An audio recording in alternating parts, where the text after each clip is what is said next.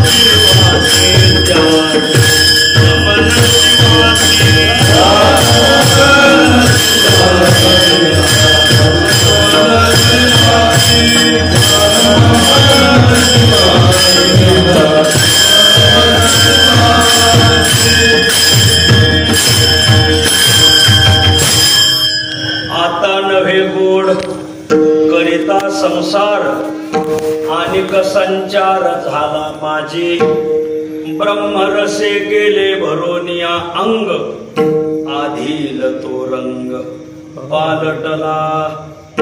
प्रस्तुत स्थळी प्राप्त प्रसंगी संप्राप्त सेवेसाठी निवडलेला अभंग श्री क्षेत्र देहनिवासी असलेले प्राणेंद्रिय दमन तनु सहित स्वगमन हरी श्री सुमन जिजाई रमन महान भगवत भक्त देवचे सुप्रसिद्ध साधू श्रीमंत जगद्गुरु तुकोबाराय महाराजांच्या अखिल विश्वाला चंद्रभागा मातेप्रमाणे पावन करणाऱ्या अभंग संहितेतील तसा हा आमच्या सद्गुरु जोग महाराजांच्या गाथेनुसार अद्वैत परप्रकरणातील अभंग आहे.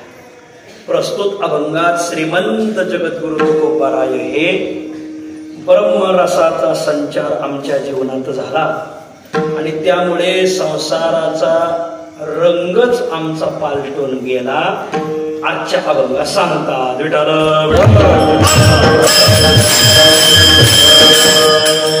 अभंगावर काही विवेचन करण्यापूर्वी दोन शब्दाचा अंतसा परिहार देणं अत्यंत आवश्यक आहे. पुण्य पावन गोदावरी मातेच्या उगमाने आद्य ज्योतिर्लिंग भगवान त्र्यंबकेश्वराच्या वास्तव्याने मर्यादा पुरुषोत्तम प्रभू रामचंद्रांच्या पादस्पर्शाने विश्वगुरु श्रीमन निवृत्तीनाथ महाराजांच्या संजीवन समाधीने पावन झालेला जिल्हा संपूर्ण कीर्तनकारांचा आशिक जिल्हा नाशिक जिल्हा. या नाशिक जिल्ह्यामध्ये पुण्य पावन आपला सटाणा तालुका. या सटाणा तालुक्यामध्ये परमार्थ करणारे अनेक गावं पण त्या अनेक गावांपैकी गोड खिरीसारखा परमार्थ करणारं खिरमाने गाव आणि या खिरमाने गावामध्ये परमपूजनीय महनीय ते महन्मनीय झालंय तिथं ह गावामध्ये महन्महनीय असं महन्महनीय स्वानंद सुखनिवासी सद्गुरु कृष्णाजी माऊली जायखेडेकर माऊली बाबांच्या आशीर्वादाने तथा आपल्या सर्वांचं श्रद्धास्थान माऊलींची स्मृती आपण ज्यांच्यात पाहतो माऊलींचा भक्ती वसा चालवणाऱ्या मग माऊलींची भक्ती परंपरा चालवणाऱ्या जसं माऊलींनी सर्वांना प्रेम दिलं तसंच आपल्या सर्व बाळांवर आईसारखं प्रेम करणाऱ्या अशा आदरणीय यशोदा अक्कांच्या कृपा आशीर्वादाने चालत आलेला तथा तुकाराम बाबा गोराणे आणि जयराम स्वामी गोडेगावकर यांच्याही प्रेरणेने चाललेला समस्त ग्रामस्थ खिरमानी श्रीराम भजनी मंडळ अनेक युवक मंडळ सर्वांचा हा वार्षिक अखंड हरिनाम सप्ताह आणि या सप्ताहामध्ये मला वाटतं 6व्या दिवसाची कीर्तन रूपी सेवा माझ्या वाट्याला आलेली आहे आणि या निमित्ताने गावातील, तालुक्यातील, जिल्ह्यातील उपस्थित सर्व मातृवर्ग, पितृवर्ग, गुणीजन, गायक, वादक, गंधर्व मंडळी, कीर्तनकार, प्रवचनकार, राजकीय, परमार्थिक, सामाजिक, शैक्षणिक, व्यावसायिक सर्व स्तरावरील मंडळी अगत्याने उपस्थित आहेत. तुम्हा आम्हा सर्वांच्या श्रीगुरु आदरणीय अक्का आहेत, आदरणीय आचार्य हरिभाऊ महाराज, भव नदीचे नावाडे असलेले हरिभाऊ महाराज भवाडे आहेत, आदरणीय हरिभक्तीपरायण विश्वनाथ महाराज आहेत. आपले संगीत अलंकार, आपल्या महाराष्ट्रातील वारकरी गान कोकिळा आदरणीय पंढरीनाथ महाराज आरू आहेत, आदरणीय कुंदन महाराज आहेत, काय नाव कोमल महाराज, ते नावाप्रमाणेच गातात बघा, कोमल महाराज आहेत. आणि पखवाज कसा वाजवावा तो कोबरायचे का बघणे. चालती स्थिर स्थिर गरुड टकयाचे भार, गरजती गंभीर श्रुती टाळ मृदंग. पखवाज कसा वाजवा, गंभीर वाजवा, गंभीरनेच वाजवा. आदरणीय गंभीर महाराज अवतार बोकडे नवीनच असते बघा.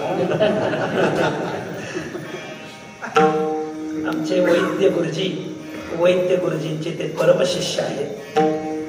अशी सगळी मंडळी या भागातील काही कीर्तनकार, प्रवचनकार आहेत. गावगावून महाराज मंडळी आलेली आहे. आमचं आजंग वडेलचं भजनी मंडळ असेल, आमचं गोरठांचं भजनी मंडळ असेल, आमचं गणेशगाव नाशिक तेथील कापशे निवृत्ती महाराज कापशे आणि त्यांचं भजनी मंडळ असेल, बेलपुरीची आमची भागांना आली, ही सगळी मंडळी सर्वांच्या चरणी मी विनम्र भावाने नमस्कार करतो. थोडक्यात अभंगाचं विवेचन मांडण्याचा प्रयत्न करतो. कीर्तन म्हटलं का पहिली गोष्ट कीर्तन स्वरात झालं पाहिजे. नाही स्वरात झालं तर निदान ज्वरात झालं पाहिजे. पण स्वरात आणि ज्वरात होण्यासाठी कीर्तनकाराचा आवाज उभा लागतो. आजचा कीर्तनकार उभा आहे पण आवाज मात्र बसलेला आहे. आज तुमची दुधावरली भूक ताकावर भागावं लागणार आहे. विठ्ठल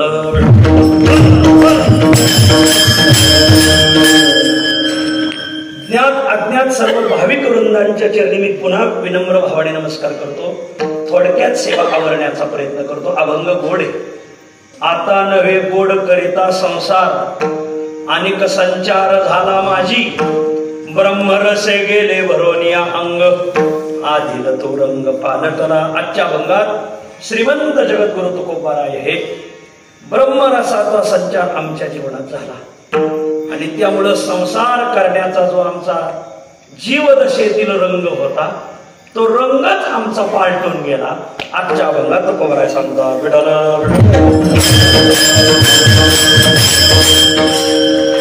तसं तर मृत्यूलोकावर आपण नजर टाकली तर आपली गोष्ट लक्षात येईल की मृत्यूलोक हा परिवर्तनशील सारखा पालटणाराच लोक आहे. विठ्ठल या मृत्यूलोकाचं संसाराचं वर्णन संस्कृत ग्रंथामध्ये आणि प्राकृत ग्रंथामध्ये हा संसार कसा आहे, परिवर्तनशील आहे, क्षणभंगूर आहे, अल्पजीवी आहे, क्षणिक आहे, काही काळापुरता टिकणारा आहे, असंच वर्णन केलेलं आहे संस्कृत वाङ्मयामध्ये आणि मराठी वाङ्मयामध्ये. संस्कृत शास्त्रकार सांगतात कसा आहे संसार, परिवर्तिनी संसारे मृतक कोवा न जायते. धर्मशास्त्रकार सांगतात संसार हा परिवर्तनशील आहे, सारखा बदलतो, सारखा पालटतो, क्षणिक आहे, क्षणभंगूर आहे, अस्थिर आहे, असं संस्कृत वाङ्मयामध्ये वर्णन केलं आहे. पण संस्कृत तुमच्या डोक्यावर नाही, मांडवून जाईल, फक्त शास्त्री महाराज सोडले तर. मग आता मी मराठीतली प्रमाण सांगतो. मराठी वाङ्मयामध्ये सुद्धा संसार क्षणभंगूर आहे, क्षणिक आहे, सारखा पालटणारा आहे, अस्थिर आहे, असंच वर्णन केलेले. तुकोबाराय सांगतात तू जवीन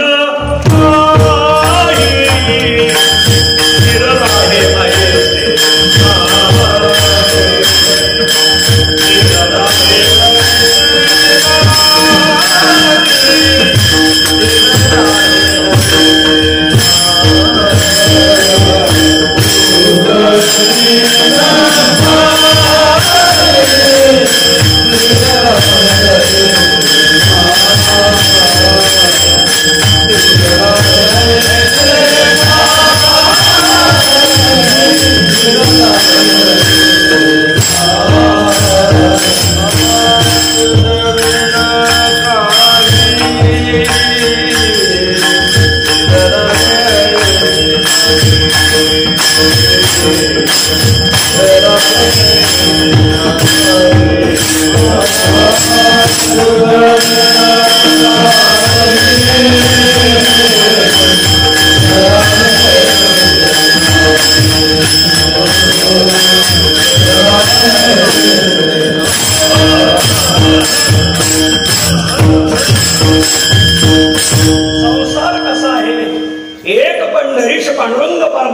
सोडला तर संसार अस्थिरच आहे असं मराठी वाङ्मयात वर्णन केलेलं आहे. तुझं विन काही स्थिर राहे ऐसे नाही, क्षणभंगूर हे जाय न कळता, ग्रासगडे सत्ता नाही हाती, क्षणभंगूर नाही भरवसा. किती संसार क्षणिक आहे, किती क्षणिक आहे. हातातला घास तोंडापर्यंत जाईल एवढ्या वेळ सुद्धा कोणासाठी थांबायला तयार नाही. तोंडातला घास पोटात जाईल एवढ्या वेळ सुद्धा राहायला तयार नाही. क्या जीवने की पकरी आस, हातोलिया नाही तेरा घास. तो कोबरायचं प्रमाणे हातातला घास तोंडापर्यंत जाईल एवढे शाश्वती नाही. हे अंतर जरा जास्त झालं, हे अंतर एवढं थोडंच आहे. ग्रास गिळी सत्ता नाही हाती. आता काय करा, तर कोबरायची दोन प्रमाणे हातातला घास तोंडापर्यंत जाईल एवढी शाश्वती नाही, एवढा अस्थिर आहे संसार. सारखा पालटतो, सारखा बदलतो. नाही नाही, तोंडातला घास आत उतरत याची शाश्वती नाही. अहो ते आणि आम्ही सकाळीच भेटलो होतो. नाही नाही, तुम्ही तरी सकाळी भेटले, आम्ही बरोबर चहा घेत होतो. पण कपातला चहा कपात, बशीतला चहा बशीत, आणि हे पुढं बशी घे कुठं निघून गेले काय माहित नाही, निघून गेले. एवढा अस्थिर, सारखा पालटणारा, क्षणभंगूर असा संसार आहे. ज्ञानोबरायने याच्यासाठी काही दृष्टांत दिले. भगवंताने या संसाराला अश्वत्थ म्हटलेलं आहे 15व्या अध्यायात. ऊर्ध्वमूल मदशाख मश्वत्थम प्राहुरव्ययम. संसाराला अश्वत्थ म्हटलेलं आहे. अश्वत्थ शब्दाचा तसा व्यवहारात अर्थ पिंपळ होतो, पण भगवंताला 15व्या अध्यायात पिंपळ सांगायचा नाही. अश्वत्थो येणे नावे, पिंपळू म्हणती स्वभावे, परी तो अभिप्रायो नो हे श्रीहरीचा. ज्ञानोबराय म्हणतात भगवंताला जरी 15व्या अध्यायात भगवंताने संसाराला अश्वत्थ म्हटलंय, पण देवाला तिथं पिंपळ सांगायचा नाही. अश्वत्थ शब्दाचा काही विशेष अर्थ सांगायचा. विठ्ठल जरी भगवंत पिंपळ म्हटले असतील तरी भगवंताला पिंपळ सांगायचं नाही, वेगळा अर्थ सांगायचा. भगवंताचा अभिप्राय वेगळा आहे. पुढच्या व्यक्तीच्या बोलण्याचा अभिप्राय बहुतांशी लोकांच्या लक्षात येत नाही आणि लोक काहीतरी टीका टिप्पणी करत राहतात. एका शेजारीकडे एक शेजारी गेली. नमस्कार वयस, नमस्कार. काय आणलं बाजारातून? म्हणजे गहू आणले. कसे आणले? म्हणजे पिशवीत आणले. तसं नाही, कोण्या भावाने आणले? म्हणजे दाखल्या भावाने आणले. आता काय करा, विचारणाऱ्याचा भाव अभिप्राय काय, वयस सांगती काय, पुढच्या व्यक्तीचा अभिप्राय काय आहे हे लक्षात आलं पाहिजे. भगवंताने जो 15व्या अध्यायात अश्वत्थ शब्द सांगितला आहे, या शब्दाचा काही अर्थ विशेष आहे. ज्ञानोबराने सांगितलेला आहे. तरी श्वमनी जे उखा तवरी एक सारिखा, निर्वाहो नाही अया रुखा प्रपंच रूपा.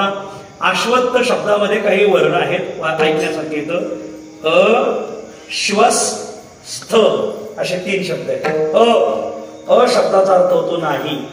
श्वस म्हणजे उद्या आणि स्थ म्हणजे स्थिर. परत म्हणजे नाही. बोला, म्हणजे नाही. मी तुम्हाला काय पावती फाडा म्हटलो का? बोला. म्हणजे नाही. श्वस म्हणजे उद्या, श्वस म्हणजे उद्या, आणि स्थ म्हणजे स्थिर. स्थ म्हणजे स्थिर. आता तिन्हीचा अर्थ करायचा. उद्या म्हणेपर्यंत जो स्थिर राहत नाही त्याला म्हणायचं संसार. विठ्ठल असा संसार अस्थिर आहे. पण ही झाली नाण्याची एक बाजू. आता नाण्याची दुसरी बाजू पाहिजे. कोणताही नियम म्हटलं का त्याला अपवाद असतो. पाणी जमिनीतच राहतं, झाडाला काही पाणी लागत नाही. पण अपवाद नारळात पाणी असतं. बिंबीचा सुगंध येत नाही. वाटत असलं तर घेऊन पहा. पण तरीही अपवाद हरिणाची बिंबी, त्याचा सुगंध येतो. असे अपवादाची अनेक उदाहरणं आहेत. तसं संसार परिवर्तनशीलच आहे. पण अपवाद एक दोन गोष्टी बदलत नाहीत आणि बाकीच्या सारख्या पालटल्याशिवाय राहत नाही. विठ्ठल या परिवर्तनशील संसारामध्ये एक दोन तीन गोष्टी फक्त सहसा पालटत नाही. बाकीचा संपूर्ण 98% संसार, 97% संसार पालटल्याशिवाय राहत नाही. 97% संसार परिवर्तनशील आहे. फक्त 2-3% संसार स्थिर आहे. हा त्याला अपवाद आहे. या संसारात काही वस्तू आलेल्या आहेत त्या पालटत नाही. कोणत्या कोणत्या पालटत नाही? 1. निष्ठावंत वारकरी पालटणार नाही. 2. प्रारब्ध पालटणार नाही. आणि 3. जन्मजात असलेला गुण सहसा पालटणार नाही. विठ्ठल 100% तेवढे 3 पदार्थ सहसा पालटत नाही. पण इतर मात्र पालटल्याशिवाय राहत नाही. त्यातला सर्वात पहिला पदार्थ आहे वारकरी. सहसा सगळ्यांनी परिवर्तन स्वीकारलंय, सगळ्यांनी बदल केलाय, सगळेजण बदललेत महाराज. पण फक्त वारकरी मात्र बदलला नाही. कोरोनाच्या काळात बऱ्याच जणांनी काही नाही, घातलेल्या माळी सुद्धा काढल्या. पण आमचा निष्ठावान वारकरी होता. त्याला कित्येक वेळा कित्येकाने आग्रह केला, नाही माळ काढली. तुमच्या इकडे एक ताराबाद आहे, आमच्या तिकडं महिपती महाराजाचं ताराबाद आहे नगर. महिपती महाराजांच्या ताराबादच्या दारात 2 आजी होत्या, हार फुलं विकायच्या. त्या दोन्ही आजी ऍडमिट झाल्या. एका आजीचा होता 2 स्कोर आणि एका आजीचा होता 25 स्कोर. दोघींनाही डॉक्टरांनी सांगितलं की तुम्हाला तुळशीची माळ काढावं लागेल. 2 स्कोरवाली होती, तिने माळ काढली. 25 स्कोरवाली जी वारकरीण म्हातारी होती, तिने सांगितलं आता काही झालं तर मला मुलं झालेत, नातवंड झालेत, माझा संसार संपला, मी काय माळ काढणार नाही, मी मेलेलीच बरी माळ. तर 2 स्कोरवाली मेली माळ काढून आणि 25 स्कोरवाली जिवंत आहे. आता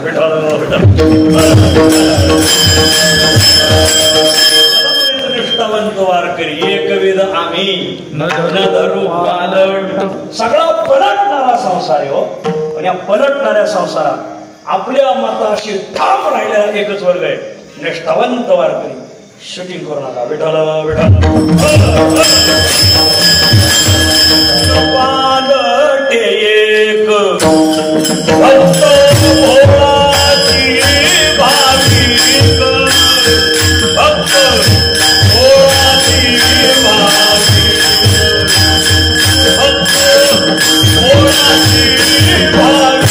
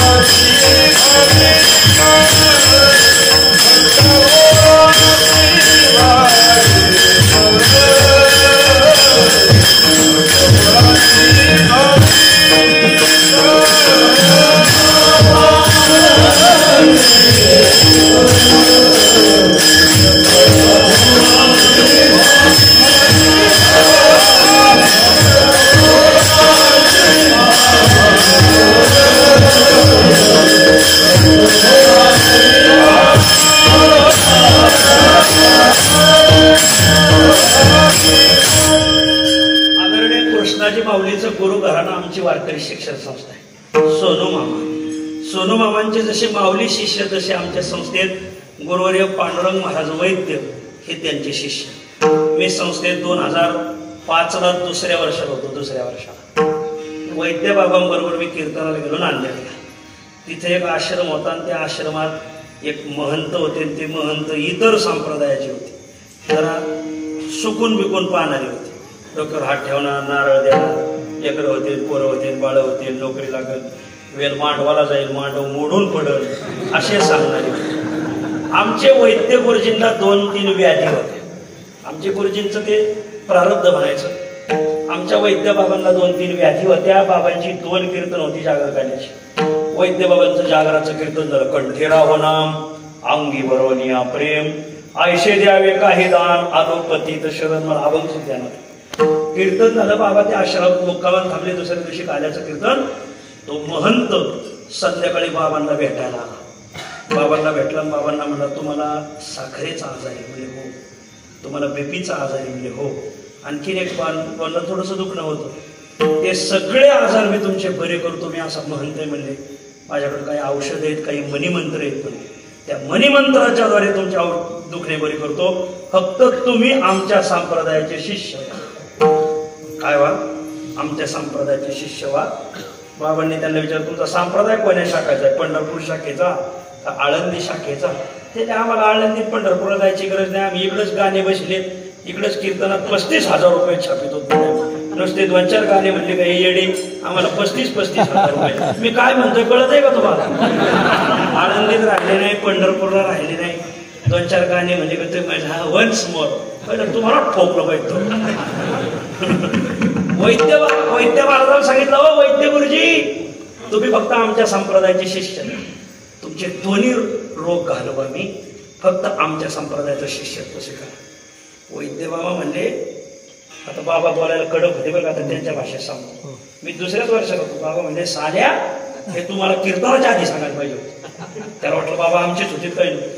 कीर्तनाच्या आधी सांगितलं असतं, मी तुझं कीर्तन सुद्धा केलं नसतं, तात्काळ निघून गेलो असतो. तुम्हाला वारकरी संप्रदायात फक्त बैठक बसवायची म्हणून तुम्ही कीर्तन परंपरा ठेवलेली आहे, नाही तर तुम्ही तुमचं कीर्तन परंपरेवर प्रेम नाही. अरे ज्या पांडुरंगाच्या मी उपासक आहोत, त्याच्या विष्णू सहस्रनामाच्या फलश्रुतीमध्ये असं लिहिलंय, रोगार तो मुच्यते रोगार. संस्कृत ही संत द्यायची आम्हाला, विष्णू सहस्रनामाची संत. रोगार तो मुच्यते रोगार, बद्धो मुच्येत बंधना. भगवंताच्या नामस्मरणाने अहो भवरोगायसे जाय, अनेक काय शुद्ध घे साखर. आणि बीपी फार क्षुद्र आहे. उद्या तुझ्या काल्याच्या कीर्तनाची सोय कर, अजिबात तुझ्या आश्रमात थांबणार काय गरम होते मला. आणि दुसऱ्या दिवशी वर तडका फडकी गाडीत बसले आणि निघून आले. हा विद्यार्थी त्यांच्या बरोबरचा साक्षीला आहे. विठ्ठल पालटे एक भक्त भोळाची भावे.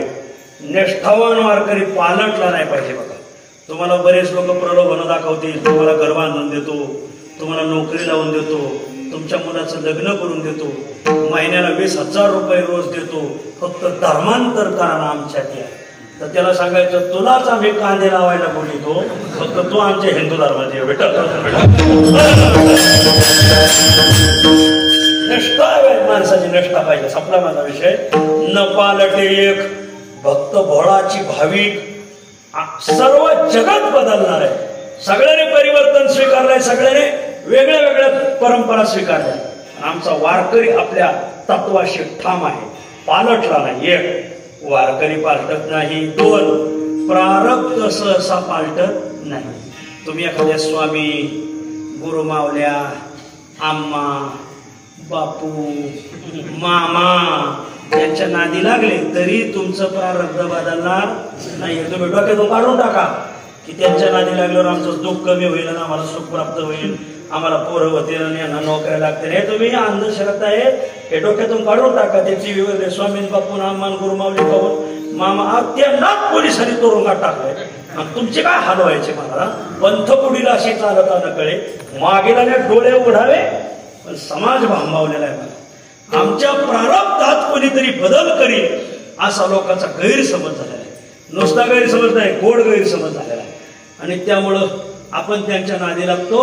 पण एक लिहून ठेवा, ज्याचं प्रारब्ध सुखाचं आहे ते त्याला जन्मभर सुखच देतं, आणि ज्याचं प्रारब्ध दुःखाचं आहे किती तुम्ही कोणाच्याही नादी लागले तरी ते प्रारब्ध बदलणार नाही. फार पाऊस पडतोय म्हणून एकाने वीटभट्टी मोडली आणि ऊस लावला. ऊस लावला तर पावसात पाडालाय परत. परत ऊसाचं एकच पीक निघालं, परत मोडावं लागलं. असं जाऊ दे म्हणजे नाद त्याला वाया गेला. मग वीटभट्टी टाकली.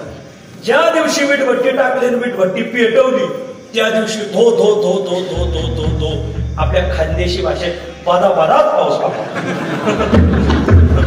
पाऊस पडल्यावर सगळ्या विटावीर घडून गेल्या.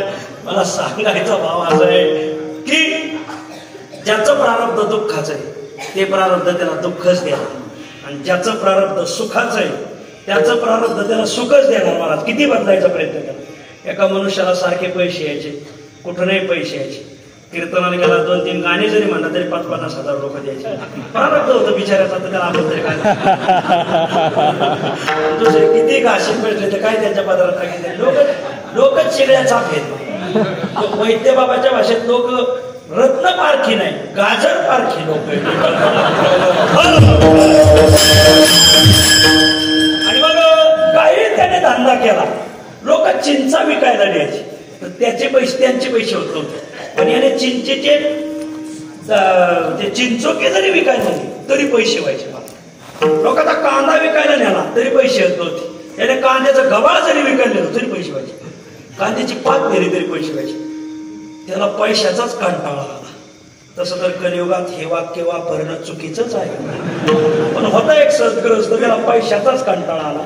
काय करावं, हे पैसे जातील कसे, हे सगळे पैसे जातील आणि मी शांत करावं. ते पैसे सारखेच येतात, काय करावं. म्हणजे काय नाही, राजाची खोड काढू जेणेकरून राजा आपल्यावर जप्ती बसवेल, सर्व संपत्ती तुझी. पण प्रारब्ध पालटत नाही, हा नियम आहे. मला झालं तो राजाचा दरबार भरला होता, दरबारात गेला, भऱ्यात दरबारात गेला. हात बाई अशी माग सारली, काय खोड करावी राजाची, काय खोड करावी. जे गेला थेट सिंहासनाजवळ राजाच्या तोंडात ठेवून, राजा एका बाजूला, मुकुट एका बाजूला, सिंहासन एका बाजूला. आता हे सरदारांनी पाहिलं, ज्या सरदारांनी तलवारी उपासल्या याची खांडोळीच करायची. जे सरदार तलवार घेऊन धावले त्याच्यावर तलवारी टाकणार, राजाने तलवारी असं हाताळा. अरे अरे अरे अरे मारू नका याला म्हटले. म्हणजे का, मोठा परोपकारी माणूस. म्हणजे कसं काय, याने माझ्या तोंडात मारली नाही, मग माझ्या मुकुटात एक नाग बसला होता. त्याने ते पाहून मला तोंडात फक्त मारण्याचा प्रयत्न केला, म्हणून मुकुट बाजूला पडलाय. तो पहा नाग चाललाय बघा. या माणसामुळे मला जीवदान भेटलं, 1,00,000 रुपये बक्षीस द्या म्हणजे. काय का नाही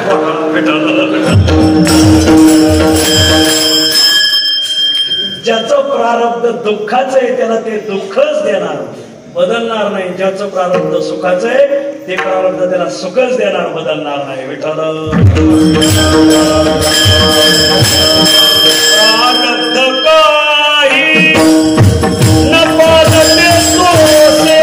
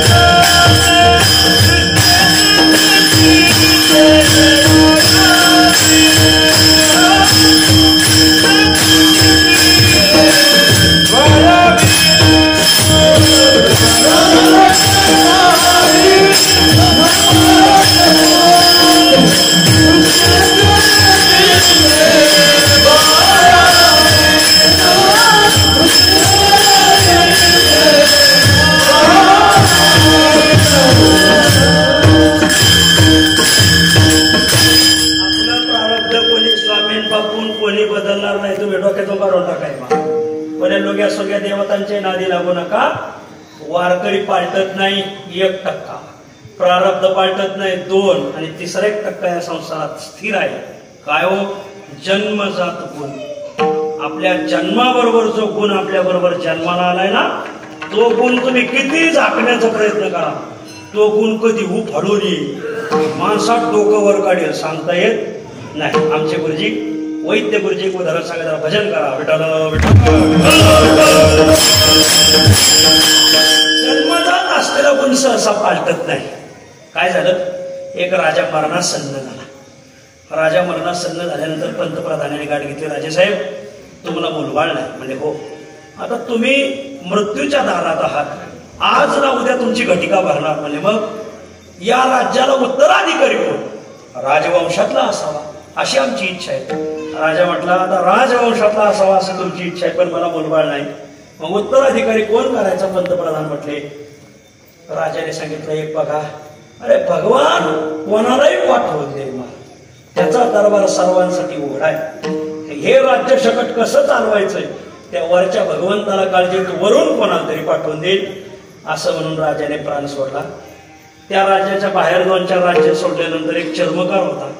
त्या चर्मकाराने कुठंतरी एक जनावर मेलेलं पाहिल्यानंतर त्याने त्याचं कातडं काढलं, वाळायला टाकलं. वाळायला टाकलं का 5-6 गिधडं आली. गिधडं आल्यानंतर त्यांनी त्या कातडीवर धाड मारली. अरे मी एवढ्या कष्टाने कातडं काढले जोडे शिवायला, आणि गिधडे घेऊन चालले, कसे घेतात मी पाहतो. आणि तो धावलाच त्या गिधडांवर. गिधडाने ते कातडं उचललं का थोडंसं वर गेले उडी मारून धरलं. गिधडं अशी दोहेरी हाडाची होती महाराज. गिधडाने ते कातडं त्या कारागिरा सहज उचललं, थेट 100 फूट उंचली.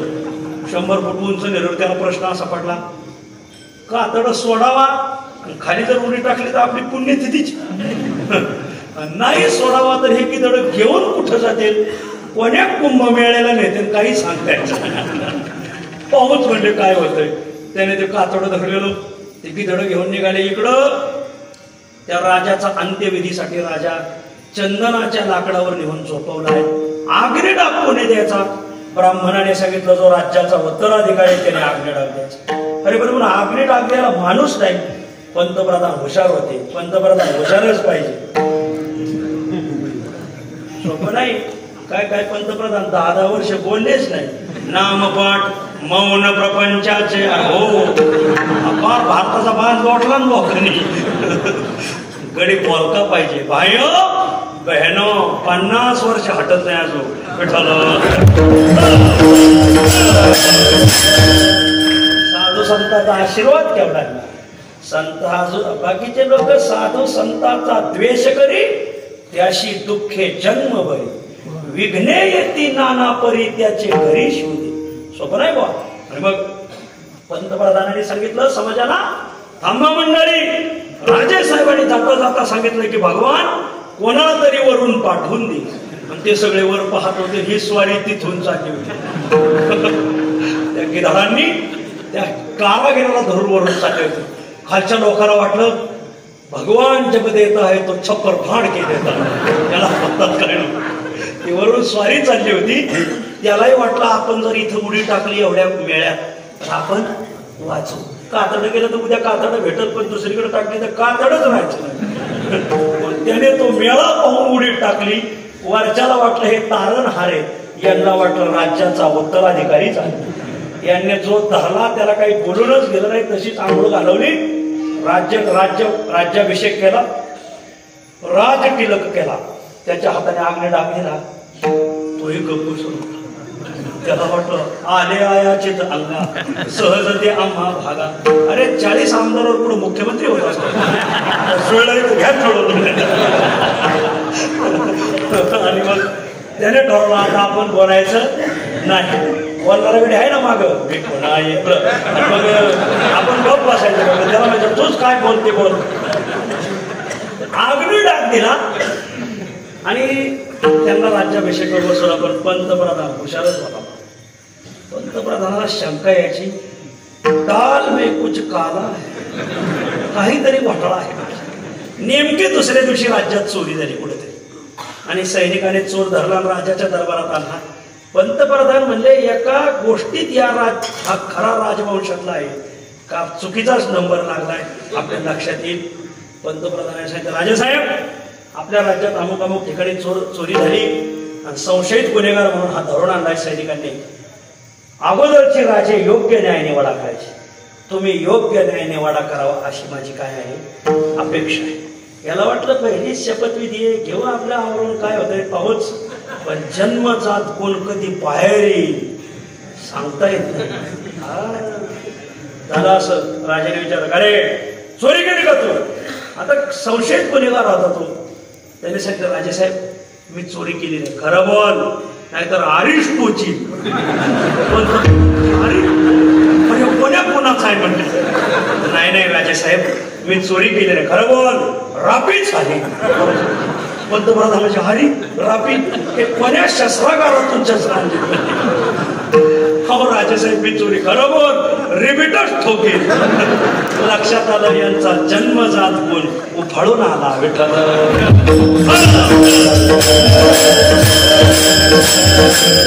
सहज गुण जयाची देही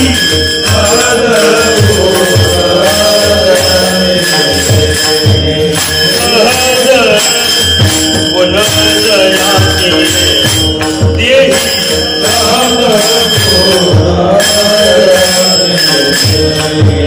पालट काही घडे पाया पालट काही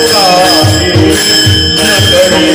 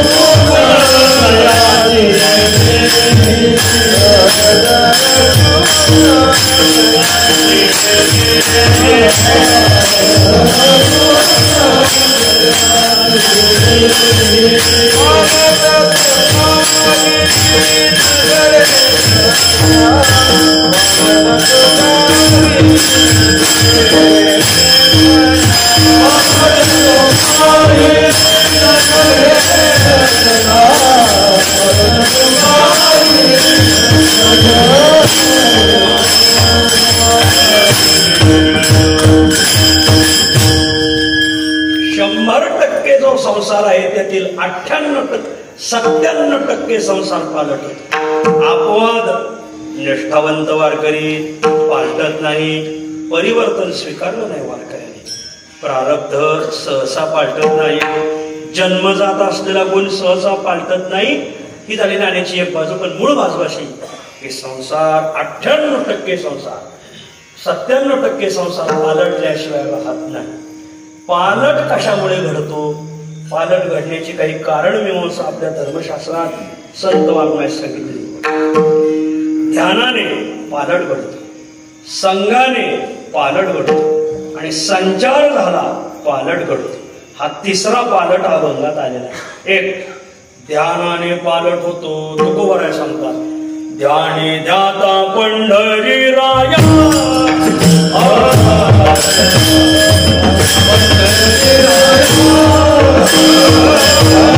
आणि दाता पंढरी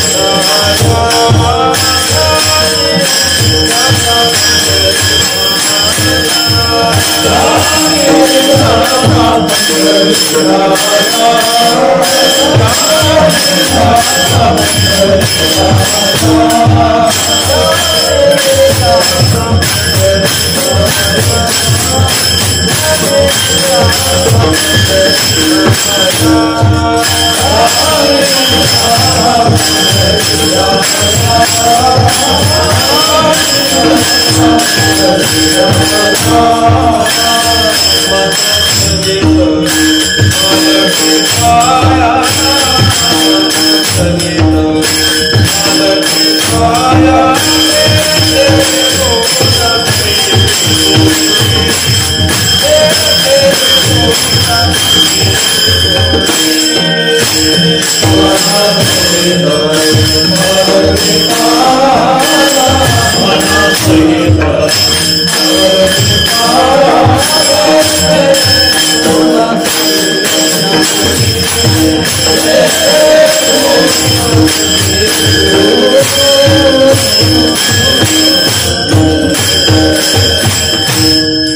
पालटणाऱ्या संसारात पालट घडतो तरी कशा कशाने?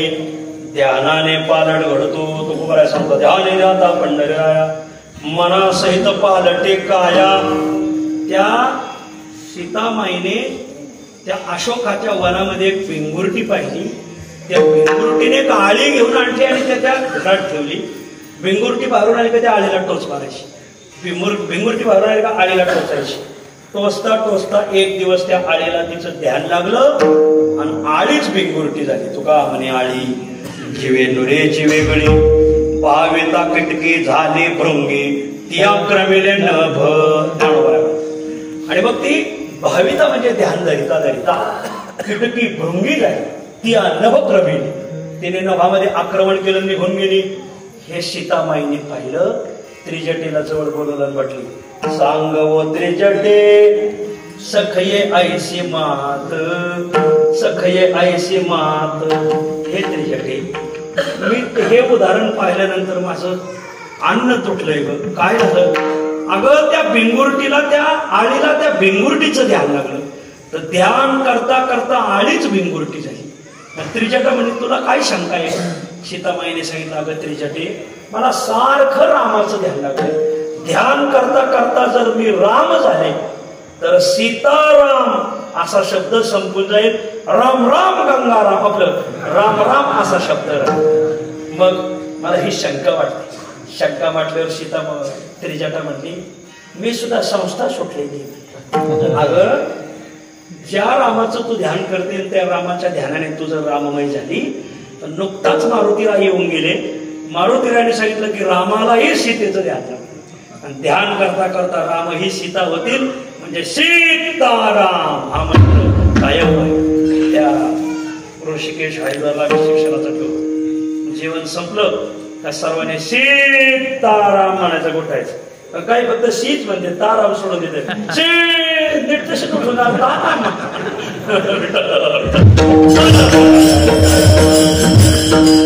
ध्यानाने पालट घडतो. 1 2 संघाने पालट घडतो. चांगली चांगली माणसं बिघडली संघाने, बिघडलेली माणसं सुधारली संघाने. नगर जिल्ह्यात शेवगाव तालुक्यात बोधेगाव नावाचं गाव आहे, बाजार गाव आहे, मोठं गाव आहे, 10,000 मतदान आहे. त्या बाजारात दर आठवड्याला एक मनुष्य पिऊन पडलेला राहायचा. रोज पडायचा पिऊन त्या बाजारात.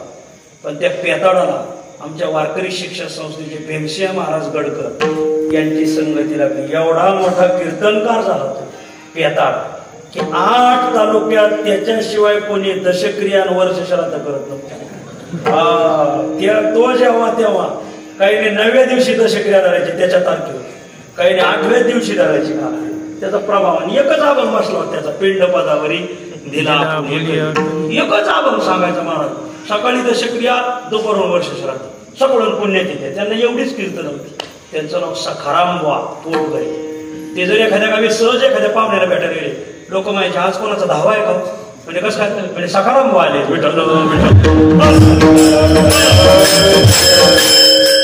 सोनोपंत मामाचे शिष्य होते भीमसिंह महाराज. भीमसिंह महाराजांच्या संगतीत आले आणि पेताडाचा कीर्तनकार झाला. 8 तालुक्यात प्रसिद्ध होते महाराज. 8 तालुक्यात बिघडलेली माणसं सुधारली संगतीमुळं, सुधारलेली माणसं बिघडली पंचवार्षिक मुळे. विस्ताराने सांगायचं का? चांगली चांगली माणसं. एका राजाने सांगितलं, आपल्या राज्यातल्या चित्रकारांना बोलवलं. आपल्या राज्यात 1 नंबर जो आनंदी मनुष्य आहे ना त्याचं चित्र काढून आणा. 100 मोहरा बक्षीस. प्रत्येकाने चित्र काढून आणायचं. चित्र पाहिलं का राजाने सांगायचं तसा आनंदी पण थोडं दुःख चेहऱ्यावर. प्रत्येक चेहऱ्यावर हा आनंदी पण दुःख आहे. कसं काय? रामनवमी, हनुमान जयंती पाहून 2 वर्षापूर्वी गाड्या घेतल्या होत्या. नेमकं लॉकडाऊन पडल्यामुळं जमिनी विकून आपल्या गाड्याचा हप्ता भरावा लागला. हे दुःख दिसतंय चेहऱ्यावर. असं काही ना काही दुःख दिसायचं. आणि एक फोटो असा होता की ज्या चित्रामध्ये आनंद कोंदाला मागे पुढे. वा वा वा. चित्रकाराला 100 मोहरा बक्षीस दिल्या. ज्याचं चित्र आहे त्याची गाठ घ्यायची. आपल्याच राज्यात एका नदीच्या काठी जनावर चालणारा मुलगा आहे. 1 नंबरचा आनंदी होता. पाहिलं, त्यालाही 50 मोहरा बक्षीस दिल्या. 5 वर्ष मध्यंतरी गेले. राजाला परत लहर आली. राज्यात 1 नंबरचा दुःखी मनुष्य कोण आहे त्याचं चित्र काढून आणा. सगळ्यांचे चित्र आणले. हा तसा दुःखी पण थोडा आनंद आहे. लॉकडाऊन नंतर आता चांगला धंदा सुरू झाला. हा आहे दुःखी पण थोडासा आनंद दिसतोय. दुहेरी कीर्तन झाले. बरोबर. असं काही ना काही आनंद दिसायचा. पण एक फोटो असा होता की ज्या चित्रामध्ये दुःखच दुःख, दुःखाच्या रेवे रोवले जाणं करायचं. दुःखच दुःख भरलेलं मला. राजाने चित्रकाराला 100 मोहरा बक्षीस दिल्या. कोण आहे हो हा की ज्याचं चित्र दुःखी काढलंय? तर ज्याने 100 मोहरा बक्षीस घेतले होते ना चित्रकारांचे राजेसाहेब, घोटाळा असा आहे 5 वर्षापूर्वी ज्याचं आपण आनंदी म्हणून चित्र काढलं होतं ना, हे त्याच माणसाचं चित्र 1 नंबरचा दुःखी आज राज्यात तो झाला. म्हणजे कसं काय? 50 मोहरा तुम्ही दिल्या, ते लागला पंचवार्षिकच्या लागली. बरे कांद्याचे पैसे आले, ते ग्रामपंचायतचा फार्म भरला. पैसे गेले, निवडणुका हारला.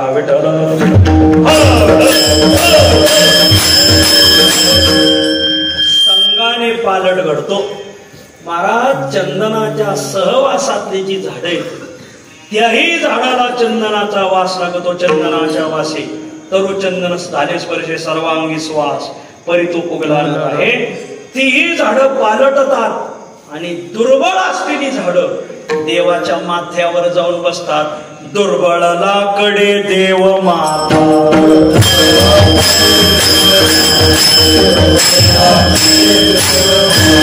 चंदनाच्या संगे पालटती झाले. चंदनाच्या संगे पालटती झाले. दुर्बळला कडे देव माता.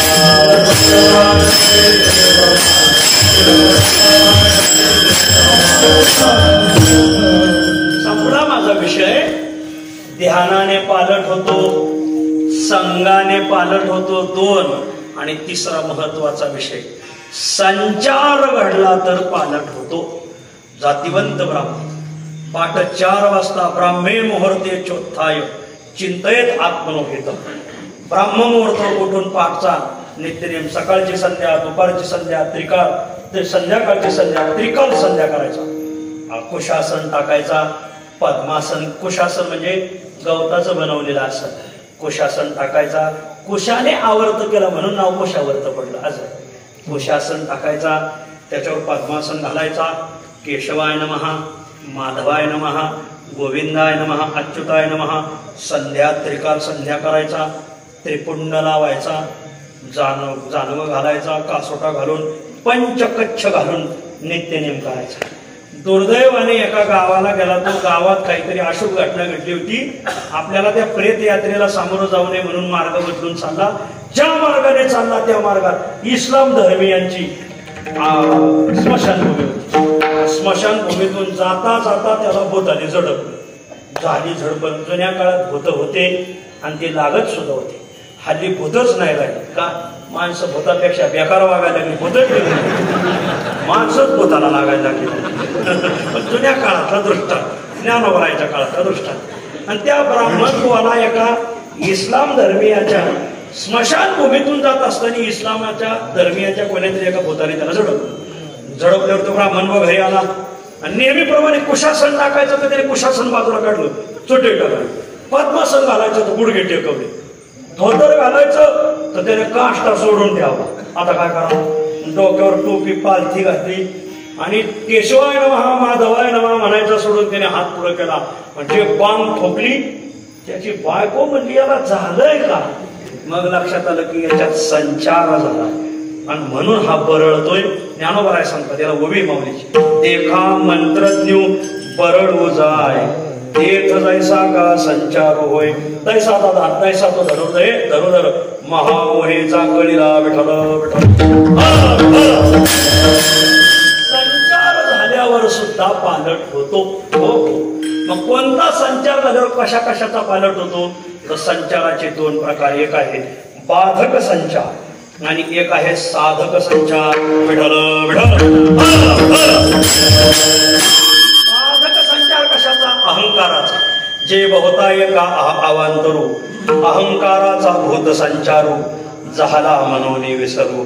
आत्मबोधाचा अहंकाराचा भूत संचार झाला रे झाला का आत्मबोधाचा विसर पडतो. बाधक संचार आणि साधक संचार दोन आहेत, एक आहे वैराग्याचा आणि एक आहे ब्रह्मरसाचा.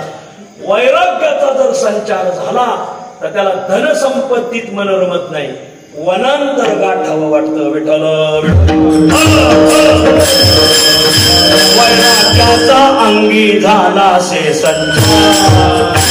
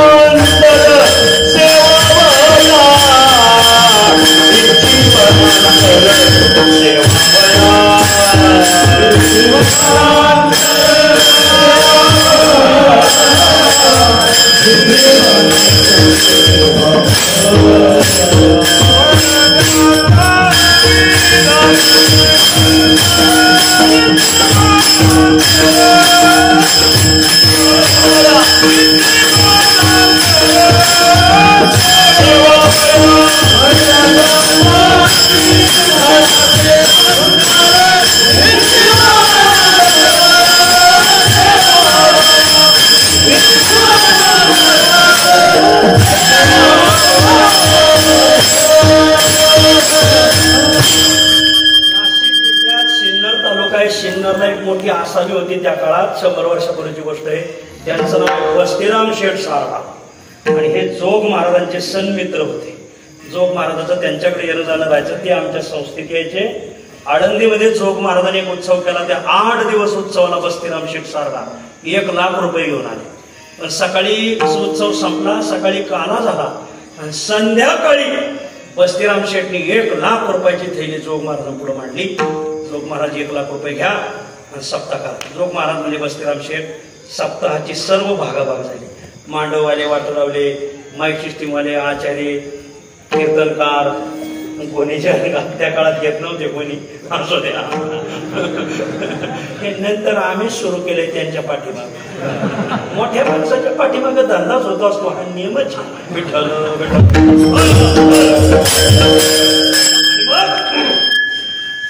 उत्सव झालाय, हे 1 लाख रुपये नको, तुम्ही घेऊन जा. वस्तीराम शेठ म्हणले, महाराज मित्रच होते 2 जण. अशा दुर्भिक्ष काळात 1 लाख रुपये देणारा तुम्हाला दुसरा शेठजी भेटला. जोग महाराज म्हणे, वस्तीराम शेठ तुमच्या 1 लाख रुपयाला लाथ मारणारा दुसरा बोर भेटणार नाही तुम्हाला. वैराग्याचा अंगी झाला से संचार, इच्छे वनांतर सेवावया. आळंदीत कन्हई आश्रम स्वामी नावाचे एक साधू होते, दंडी संन्यासी होते. आपल्या गोविंद महाराज केंद्रे यांनी ज्ञानेश्वरी मंदिर बांधले. त्यांच्या आश्रमाकडे वळालं का कृष्ण मंदिराच्या तिथून उजव्याच हाताला त्यांचा आश्रम आहे, कन्हई आश्रम. त्या कन्हई आश्रम स्वामीकडे एक मोठी थैली घेऊन एक शेठजी आले, एवढी रक्कम घ्या. ते मी संन्यासी, मला हे घेता येणार नाही. संन्यासी म्हटलं का निष्कामता. निष्कामता हे साधूचं नाक असतं. निष्कामता गेले साधू नाकता झाला, नाकता. घेणार नाही. अहो घ्या ना, निष्कामता आहे म्हणजे घ्यायचं नाही. संन्यासी म्हणलं की त्याने निष्कामताचा अभ्यास केला पाहिजे. तासभर विनंती केली. त्या दोघांचा संवाद दारातून एक हब ऐकत होते. आळंदीत त्यांना काही कमीच नाही लागेल, एवढे पडले. बघ त्या माणसाने 1000 रुपयाची पैशांची बॅग उचलली, निघाला. त्या कीर्तनकाराने त्यांना गाठवलं, ते साधू येतं आम्ही काही पोतराच येतो. मग त्यांना रक्कम देण्यापेक्षा आम्हाला द्या. ते शेठजी हुशार होते. शेठजी म्हणले, त्यांची निष्कामता पाहून मला सुद्धा निष्कामता ठसली. तुला पैसे द्यायची कामनाच राहिली नाही माझ्या.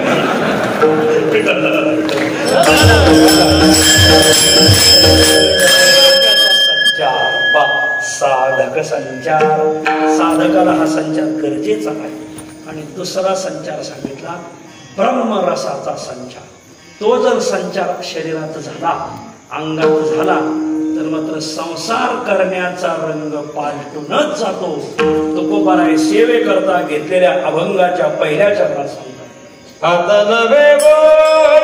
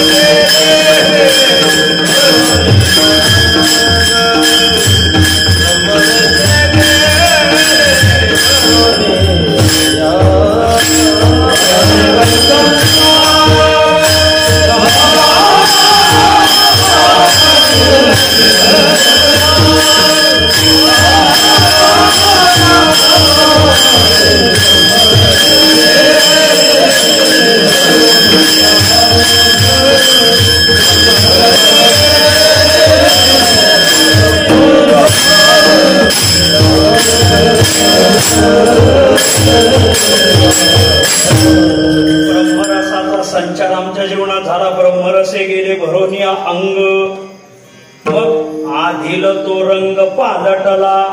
आधील म्हणजे जीव दशेचा रंग पालटला. मग तुमची स्थिती कशी सांगतात, आता नवे गोड करिता संसार. आता म्हणजे ब्रह्मरसाचा संचार झाल्यानंतर आता शब्द आनंतर्य वाचक आहे. आता ब्रह्मरसाचा संचार आमच्या जीवनात झालाय. आता यानंतर संसार करिता गोड नव्हे. किती संसारात दुःख झालं तरी माणसाला गोडच वाटतो. पंढरपूरहून आम्ही एका बार मला श्रीगोंद्याला कीर्तन होतं, त्रयोदशीला कार्याचं कीर्तन होतं. पंढरपूरला सकाळी द्वादशी सोडली, द्वादशीला संध्याकाळी कीर्तन घेतलं नव्हतं. एक वारकरी म्हणत चालतं का आमच्या घरी मुक्कामाला? म्हणलं चला. दुसऱ्या दिवशी तुम्हाला आमच्या गावात शेजारीच कार्याचं कीर्तन म्हणजे जाऊ. द्वादशीला आम्ही मुक्कामाला गेलो. तो वारकरी अष्टमीलाच पंढरपूर आला. अष्टमी, नवमी, दशमी, एकादशी, द्वादशीला आम्ही त्याच्या घरी गेलो. 5व्या दिवशी घरी गेलो. 5 दिवस मालक घरी नाही, कामाची चणचण, माणसं नाही कामाला. कोण बागला कोण माणसं आणायची का? हा कुठून आणायची? ज्या बायकोने पाहिलं महाराज, जी बायको धावली. कुठं गेले होते? पंढरपूरला गेले. इथं कशाला आले? तिकडच का नाही एखादी पाहिली? धर्मशाळा. धर्मशाळा आजारी, मला शब्द उच्चारायला जरा वेळ लागत होता. इथं कशाला आले?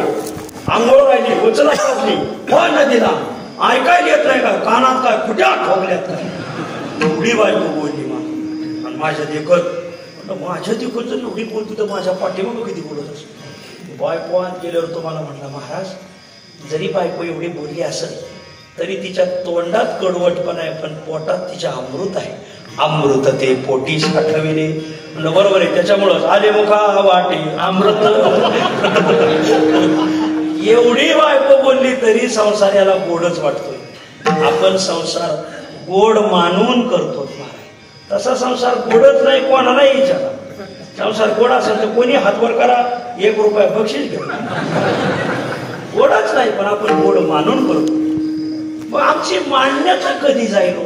ब्रह्मरसाचा संचार झाल्यावर जाईल. तशी जाणार नाही. तुकोबाराय म्हणतात, काय या साधू संतांची कृपा माझ्यावर वळली, माझ्या अंगात ब्रह्मरसाचा संचार झाला. आता जीव दशेत मला तसा संसार गोड वाटत होता, तसा गोड वाटत नाही. आता नव्हे गोड करिता संसार. संसार गोड वाटत नाही. मग कसा वाटतो? कडू वाटतो. तुका म्हणे कडू वाटतो प्रपंच. रोकडे रोमांच कंठदाटे देवे जीव धाला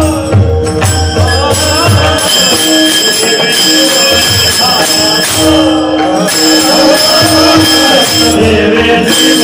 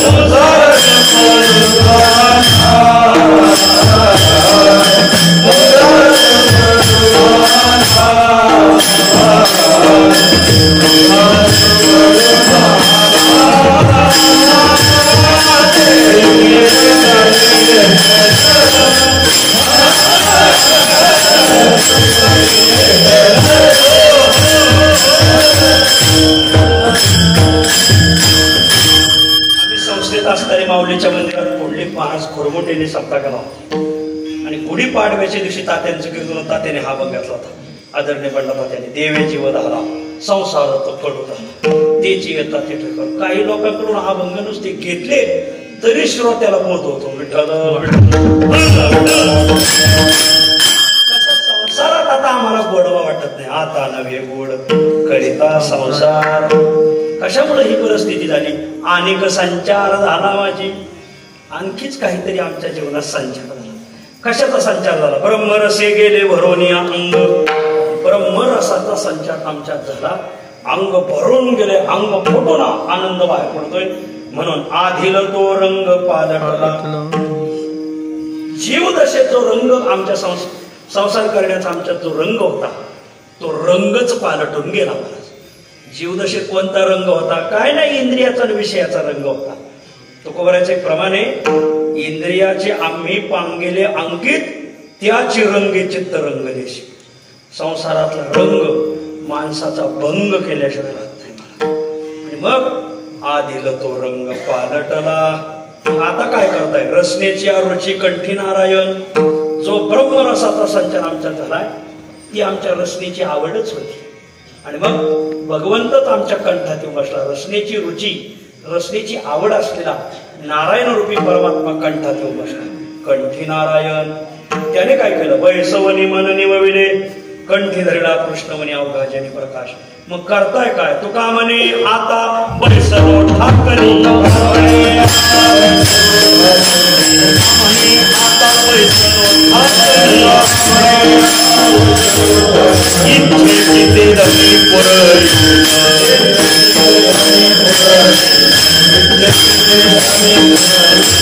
ब्रह्मरसे गेली भरोनिया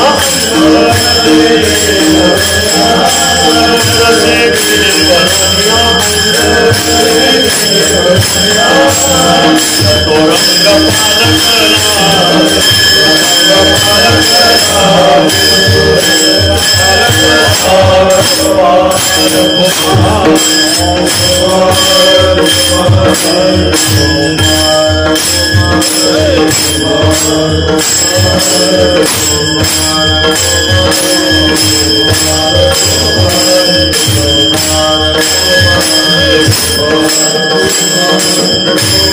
Hare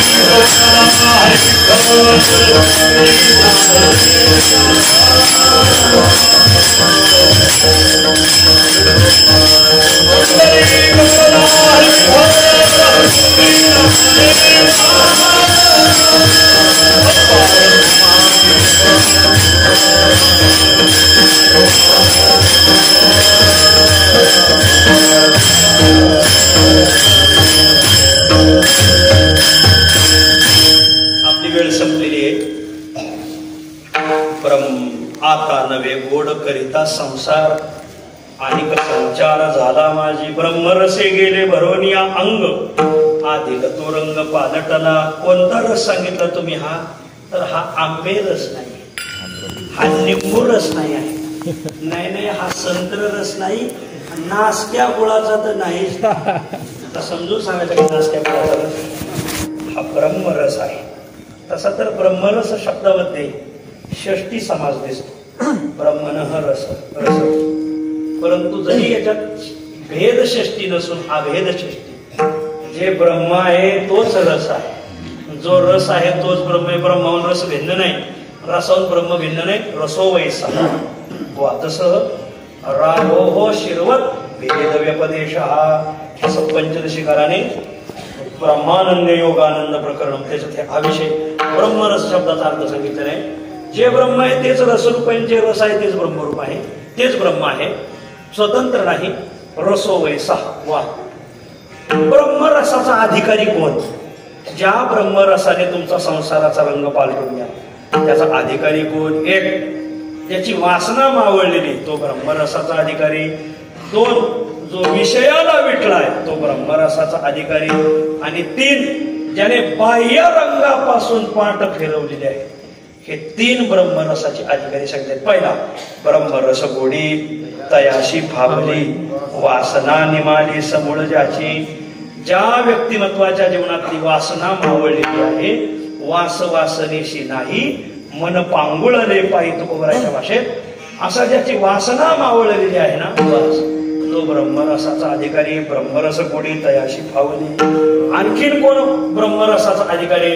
विषयी विसर पडिला निशेष अंगी ब्रह्मरस ठसावला. हा ब्रह्मरसाचा अधिकारी, त्याला विषयाचा विसर पडला. आणि तिसरा एक सांगितलाय की ज्याने बाह्य रंगाला जो भेटलेला आहे. समाज बाह्य रंगाला फार बोलतो बा. चोकोबराय सांगतात काय भलना शिवरी.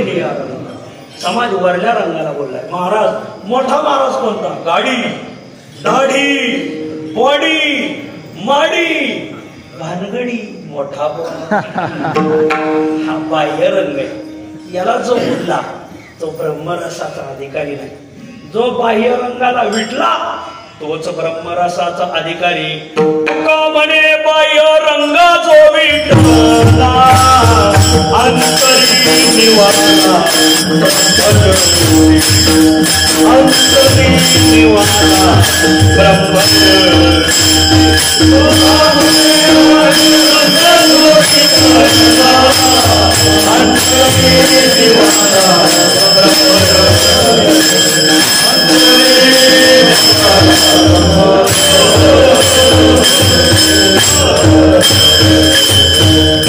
ब्रह्मरसाचे तीन अधिकारी सांगितले. एक वासना मावळलेला, एक विषयाचा विसर पडलेला, बाह्य रंगाला भेटलेला. हे तीन ब्रह्मरसाचे अधिकारी. ब्रह्मरसाचा अधिकारी लक्षात आला. ब्रह्मरस सेवन करण्याचं ठिकाण कोणतं आहे?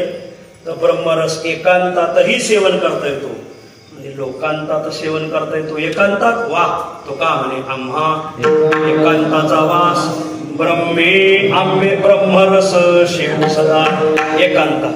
लोकांतात सुद्धा वा ब्रह्मरस करू भोजन पंगते संताचे संगती. म्हणजे लोकांत म्हणजे साधूचा संग. ब्रह्मरस सेवन करण्याचं ठिकाण सांगितलं, अधिकारी सांगितला, ठिकाण सांगितलं. ब्रह्मरस सेवन करण्याची उपकरण कोणती? शेवयाचा भात तसा खाता येत नाही, त्याला ते असं दात्रीचा चमचा लागतो तर शेवया खाता येतात. नाही तुम्हाला शेवया नाही कळायची, मॅगी मॅगी तशी खाता येत नाही. खात नका जाता शेवया खाजा. मॅगी तशी खाता येत नाही, त्याला दात्रीचा चमचा लागतो. ब्रह्मरस सेवन करण्याची उपकरण कोणती? उपकरण तर ती उपकरण सात्विक सांगितलेली आहे. लावणी मृदंग श्रुते टाळ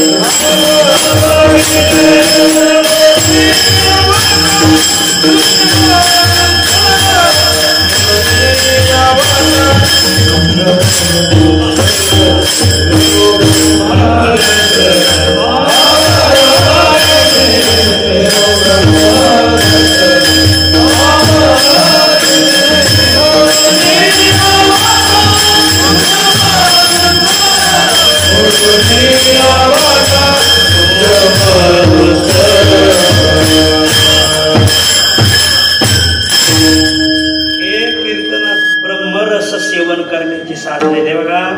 आपल्या परमार्थात आपल्या जुन्या लोकांनी जे घालून दिले ना तेवढं भरपूर आहे म्हणाला आपल्याला भरपूर आहे. नवीन नाही न सोडावे जुने जतन करावे ज्याचे हे तुम्ही नवीन घालायचा प्रयत्न करू नका. ब्रह्मरस साधन ज्याला सेवन करायचे त्याची ही साधन आहे. लावणी मृदंग बऱ्याच गावोगावी घेवणी मृदंगाचार्य बरेचे लावणी मृदंगाचार्य. आज मात्र लावणी मृदंग पकवास लावले काही जण नुसते घेवणी मृदंग हे वाजवायला आम्हाला का पकवास आला पकवास लावायचं. महाराज पकवास लावणारे मी 2 माणसं पाहिले. एक आमचे वैद्य गुरुजी नामदेवा कोण नामदेव आप्पा शामगावकर. वैद्य गुरुजी एका हातोडीत पकवास लावायचे. नामदेव आप्पा सुद्धा सुंदर. मृदंग हे चर्म वाद्य आहे. मृदंग बऱ्याच ठिकाणी कीर्तनात ढोलकी लावली जाते. ढोलकी काही जण ताबला लावतात महाराज. काही जण एक बाई माणूस माग उभा करते दोघातच चालतंय. त्याकडे उभाच राहून लोकांनी म्हणा जे जागरण मुदत चलू द्या. बरं तुम्ही वाघ्यासह मुरळे आला अरे गरज काय पडली. एक बाई माग उभी करायची ते गडीने म्हणायचं त्यांनी मग बाकीच्या खाल्ल्याने 35,000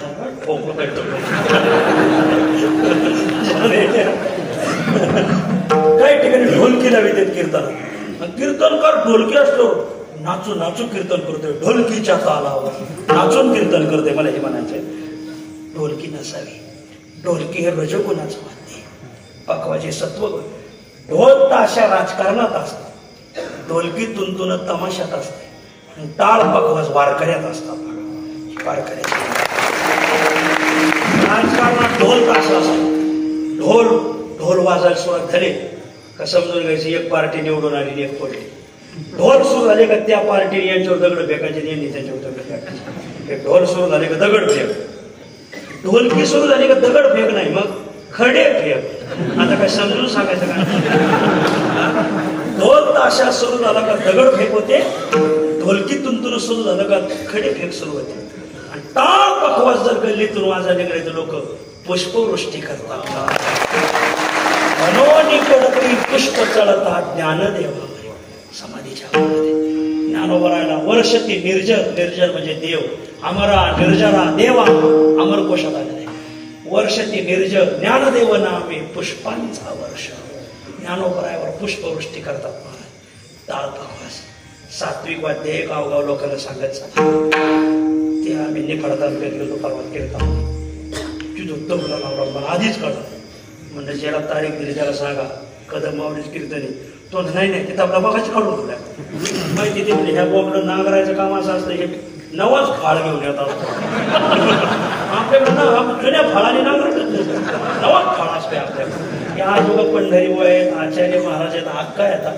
नाही तर तुम्ही ना सोयीने कीर्तन करायच्या लायकीचेच राहिले नाही. नांगर दगड ठेवून उभाट्या नांगर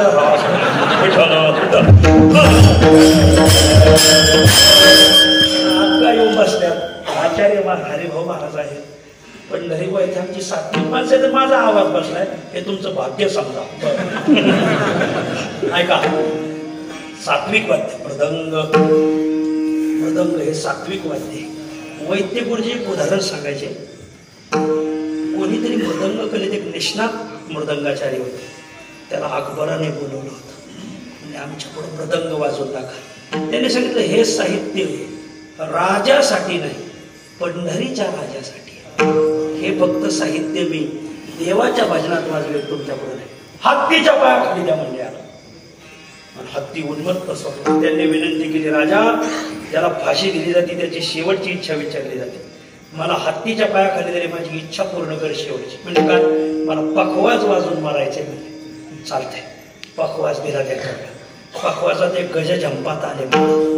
आता तुम्हाला ऐकायचं असेल तर ते तुम्हाला वाजून दाखवता का? असू द्या. गज झंपात आले आणि ते मृदंगाचार्य ते गज झंपाता, गज शब्दाचा अर्थ तो हत्ती, तो गज झंपात आला वाजवला. वैद्य बाबा सांगायचे आम्हाला, त्याला आम्हाला एवढं काही त्यातलं माहिती नाही. तर अक्षरशः तो हत्ती त्या पखवाजाच्या नादात निनादात एवढा गुंग झाला की त्याने त्याचं तामस गुण सोडला. त्या मृदंगाचार्याच्या पायावर येऊन लोळण घालायला लागला. याला म्हणायचं सात्विक वाद्य. मृदंग लावणी, मृदंग, श्रुती, विना. गाव विना घेऊन विनेकर ह्या काशी नाचत येतो. अरे ते खांद्यावर घ्यायचा. तुमचं लेकून घेऊन तुम्ही असंच नाचता का? ते देव आहे. विना आपल्या वारकऱ्यात देव सांगितलेला आहे. गाव ते आता ते विना हे निघत येतं, चोपदार आले गावात चोपदार, ते तांबडे डगले घातलेले, आमाबाईचे भोपे आणलेत का काय.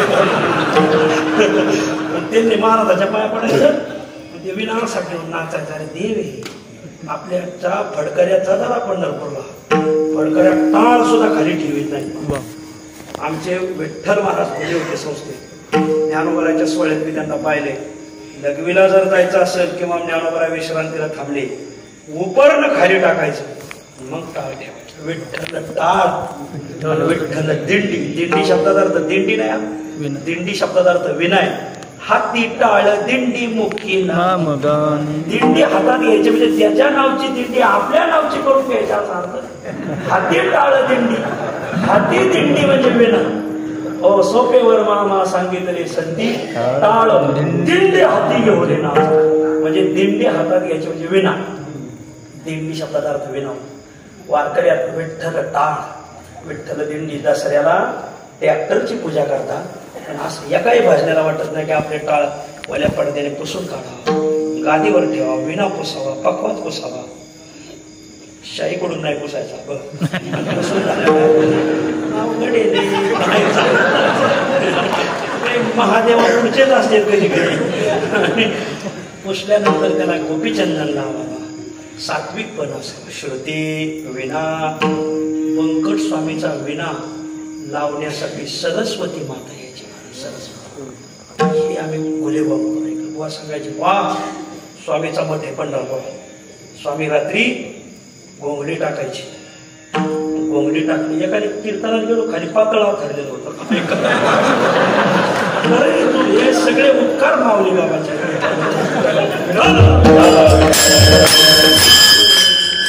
पातळा ठरलेलं होतं. एका गावी कीर्तनात पुढे ते गुळ ठेवायला वर केलेलं असते बघा. महाराजाला गुळ सुद्धा ठेवायचं नाही. आपुली आपण महाराजाने निमशेमा खात चालायचा. स्वामी अशी घोंगडी टाकायची आणि विना त्याच्यावर ठेवायची आणि धोतर, ओलं धोतर पिळायचं, पांघरून टाकायचं. स्वामी पहाटे 3ला उठले, चंद्रभागेचं स्नान करून आले, पावण्याच्या अंगावर धोतर काढलं तर विण्याजवळ फुलं पडलेली राहायची. विण्यावर पोट टाकलं का विना आपोआप लावलेला राहायचा. सरस्वती माता विना लावायची. वर पाहिलं तर 3 ताळ गच्च भरलेले. कशाला? स्वामीचा काकडा ऐकायला. तुमच्या आमच्या कीर्तनाला जेवढी माणसं येत नव्हती तेवढी स्वामीच्या भजनाला माणसं यायची. विठ्ठल विठ्ठल. मृदंग, श्रुती, टाळ. टाळ गरजते गंभीर. श्रुती, टाळ, मृदंग. टाळ सुद्धा त्या फडावर चवरे, त्या राऊलवाडीच्या भागवतराव चौरे म्हणून येत बघा. असा टाळ गोड वाजवतो भागवतराव मला. काय काय टाळ म्हणजे कट. त्या अहो आता काय ते इंदुरीकरला पदरच लिहावं असं वाटतंय मला. इंदुरीकर कीर्तन तुला म्हणायला कोणी सांगितलं म्हणतो कसा? ज्ञानोबरायाचा एवढा पवित्र अभंग तो असं हिडीस फिडीस का म्हणतो? आणि तसल्याला तुम्ही बोली द्या. पहिलं तुम्हाला ठोकलं पाहिजे. कीर्तनकारांना आधी मी शेगाव संस्थानावर कीर्तनात गेलो. शेगाव संस्थानावर त्यांनी मला पाठी दाखवली आहे. कीर्तनात हिडीस फिडीस गाण्याच्या चाली म्हणून सात्विक चाली म्हणाव्या. पंढरीवर जशी म्हणतात तशा. कीर्तनकाराला आता प्रत्येक गावकऱ्याने बापू तुम्हाला विनंती आहे, पाठी तयार करून ठेवायची, शिस्तीत अभंग म्हणायची. तुम्ही इस्लाम धर्मीयाच्या मस्जिदीवर कधी दररोज 5 टाइम ते नमाज पडता, मग कधी बी काही आरडाओरडा केलेला ऐकलं ना तुम्ही? कोणी आरडतोय? शिस्तीत आज शेकडो वर्षापासून ते नमाज म्हणतात, पण त्यांचा ताल स्वर ते काय असेल त्याच्यात. आपले लोक टाळकरी नाचायचं घोळा, ते आता तर हरिपाठ हरिक चाल निघालेले. सत्य गुरु राय कृपा मज गेली परे नाही लागले सगळे टोलायला. अरे संस्थेचा हरिपाठ येऊन पा झोक महाराज सप्त्यात आमचा हरिपाठ, कोणती पावली कुठं वेठोवर ऑफलाईन कुठं झोकायचं, ज्ञानेश्वर मावली कुठं काही कळत नाही. निवळ जणू काय गवळ्याच्या म्हशी बोकाळ्या तशीच उधळते. शिस्तीत असलं पाहिजे. आमच्या वारकऱ्यात आदरणीय साहेबराव देशमुख होते, काय शिस्तीत म्हणायचे महाराज. संतांची अक्षर शिस्तीत म्हणायचे. काय काय मध्ये आरडत येत, काय काय मध्ये शब्द घालते, रामकृष्ण हरी. अरे हो हो हो, ते गाठ्यात लिहिले का? जिथं जे लिहिलंय तेवढंच म्हणायचं. काही चालीत आहे ना मध्ये थांबावा असतो ना, थांबा घ्यायचा मध्ये शब्द टाकते, जय हरी जय हो, याकडे आंबाबाईचा त्याच्यात. म्हणून हे तुमची कामं आहेत. खाली बसणाऱ्या लोकांनी आता इथून पुढे बोलत चला, बोललं पाहिजे हे असं शिस्तीत. कारण आमच्यात व्हायरस कोरोना व्हायरस कुठून आला? चीनवरून आला. आणि म्हणून आपल्या संप्रदायाला जुन्या लोकांनी काही शिस्त घालून बैठक असली पाहिजे याची. दोघा म्हणे आता पैसा ब्रह्मरसाची उपकरणं सांगितली, लावणी मृदंग श्रुती टाळ घोष शिव ब्रह्मरस आवडीने. हा ब्रह्मरस ज्या महात्म्यांना प्राप्त झाला त्या महात्म्यांचं मोठ्या प्रेमाने भजन करा. ज्ञानेश्वर